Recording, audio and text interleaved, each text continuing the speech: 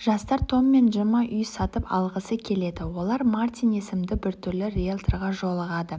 Мартин оларға Таунвалли атты жаңа қала сыртындағы тұрғын үй жобасын көрсетпек болады. Бұл жерде мыңдаған бірдей үйлер қаз-қатар тұр. Айнала жым-жырт, ешқандай тіршілік белгісі жоқ.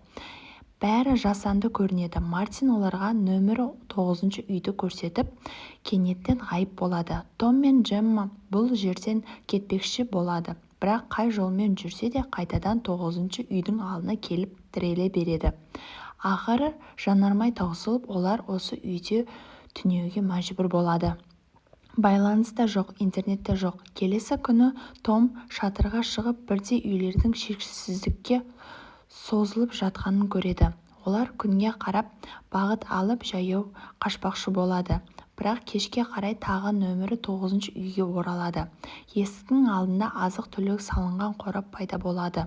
Том ашуланып үйді өртеп жібереді. Бірақ ертеңіне үй еш зақымсыз қалпына келеді. Оның орнына есік алдында сәби салынған қорап тұрады.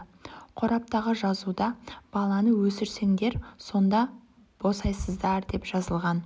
Олар нөмірі 9 үйде тұруға мәжбүр болады.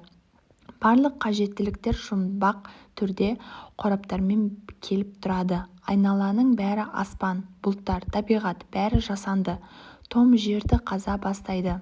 Ол жер астынан бір дыбыстар естіп, осы іске беріліп кетеді. Бала небәрі 3 айдың ішінде 7 жасар баланың кейпіне енеді. Бірақ даусы ересек адамдардікіндей және өзін өте біртүрлі ұстайды. Ол үнемі айғайлап, теледидардың түсініксіз өрнектерге қарап отырады. Том бұл мақұлықты жек көреді, ал Джемма аналық инстинктпен оған қамқор болғысы келеді. Бір күні бала жұмбақ кітаппен оралады. Ал оның шынайы бейнесі адам шошырлық болып өзгереді.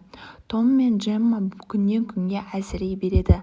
Бала ержетіп ата-анасын үйге кіргізбей қояды. Том жер қазып жүріп мәйіт салынған қап тауып алады да көп ұзамай өзі де әлсіреп жол жиегенде көз жұмады. Содан соң Джемма да қайтыс болады. Олар өлең алдында: «Мен не үшін өмір